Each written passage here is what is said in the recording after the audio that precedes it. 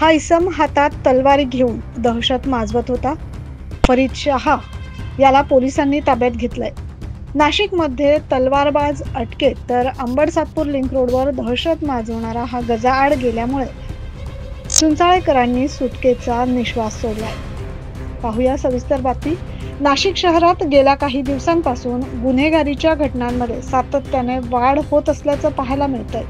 शहरातील अंबड-सातपूर link road परिसरात एक संशयित इसम हातात धारदार तलवारी घेऊन दहशत माजवत असल्याची गोपनीय माहिती गुन्हे शाखा युनिट 2 चे सहाय्यक पोलीस निरीक्षक डॉक्टर समाधान हिरे यांना मिळाली.